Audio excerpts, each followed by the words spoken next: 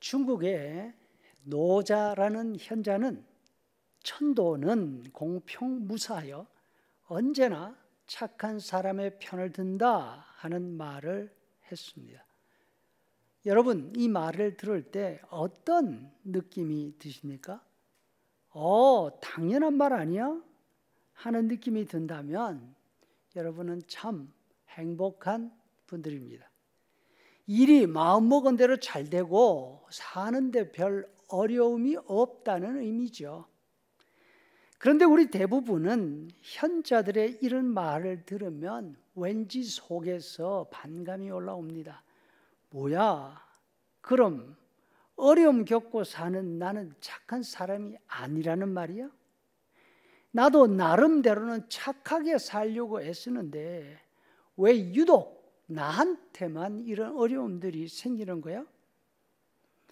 이런 반응은 우리만 하는 것이 아닙니다.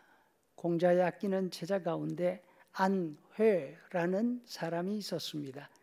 자를 연으로 써서 안연이라 알려져 있는 그 제자입니다. 안연은 학문에 비범해서 공자에게 물을 일이 없을 정도로 선생의 가르침을 다 이해했습니다. 우리가 쓰고 있는 속담 하나를 들으면 열을 안다 하는 말이 있지 않습니까? 이 말이 바로 이 사람에게서 나온 말이라고 합니다. 더 귀한 것은 공자의 제자 가운데 덕을 실천하는 면에서 이 안연 씨가 가장 뛰어났다고 합니다. 그럼에도 불구하고 이 사람은 가끔 쌀뒤주가 비고 찌김이나 쌀겨도 배불리 먹지 못하는 그런 가난한 삶을 살았습니다. 결국 젊은 나이에 죽고 말았습니다. 당시 중국은 춘추 전국 시대였지 않습니까? 도적대가 포악한 짓을 멋대로 저지르고 무고한 사람들을 괴롭히고 죽이는 일이 다반사로 일어났습니다. 아내가 죽었을 때 공자가 통곡을 했다고 합니다. 그 모습을 본 제자 중에 한 사람이 선생님 지나치게 애통해 하십니다 했습니다.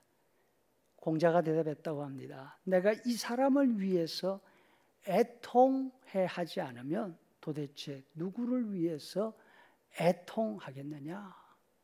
그러면서 하늘이 나를 버리시는구나. 하늘이 나를 버리시는구나. 안회 많은 내 뜻을 알아들었는데 이제 그가 죽고 없구나 탄식했다고 합니다. 사람들이 생각하기에 세상의 도리는 착한 사람이 잘 되고 악한 사람이 망해야 합니다. 하지만 눈에 보이는 현실은 그 반대이기 때문에 공자라도 탄식할 수밖에 없습니다. 세상에서 겪는 어려움이나 악에 관해서 탄식하는 것은 우리만의 문제가 아닙니다. 공자 같은 중국의 현인들도 이 질문에 대한 해답이 없었습니다. 현실 앞에 탄식할 뿐이었습니다. 오늘 본문에 보면 예레미야 선지자도 마찬가지였습니다. 예레미야가 하나님에게 이 질문을 하고 있습니다. 1절을 공동 번역으로 보면 주님, 제가 아무리 시비를 걸어도 그때마다 옳은 것은 하느님이시기에 본 문제를 하나 여쭈어 보겠습니다. 어찌하여 나쁜 자들이 만사에 성공을 합니까? 사기밖에 칠 줄 모르는 자들이 잘 되기만 하는 것입니까? 하나님은 예레미야의 탄식에 꼭 집어 대답하지 않으십니다. 다만 두 가지를 말씀하십니다. 첫 번째 5절 네가 사람과 달리기를 해도 피곤하면 어떻게 말과 달리기를 하겠느냐? 지금 너의 지혜로 그것을 다 이해할 수 없다는 말씀입니다.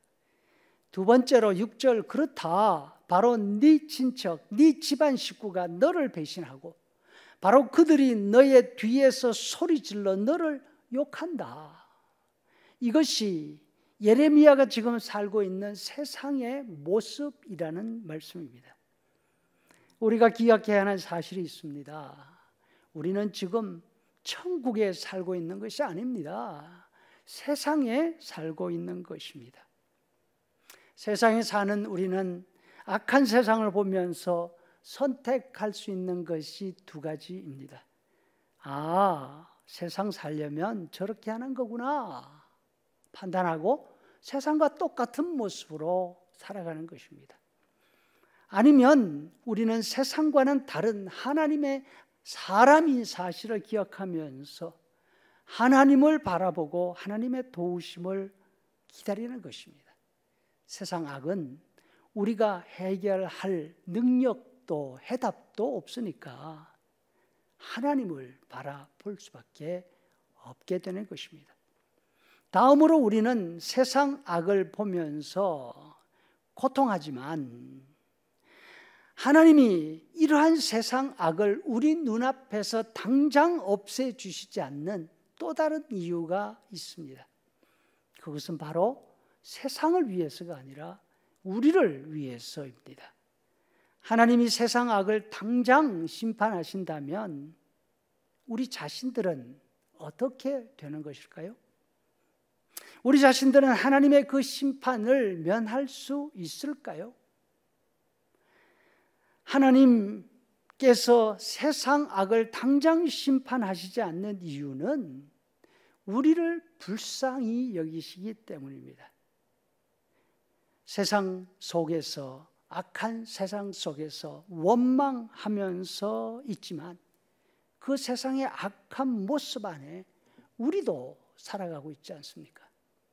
하나님은 우리가 세상과 함께 멸망하지 않도록 우리에게 회개 기회를 주시기 위해서 지금도 참고 기다리시는 것입니다. 세상을 향한 원망 혹은 탄식이 일어날 때 원망과 불평으로 그저 그쳐서는 안 될 줄로 생각합니다. 하나님의 마음을 알고 하나님께 더 가까이 가며 하나님을 더욱 의지하는 우리 성도들이 될 수 있기를 소원합니다.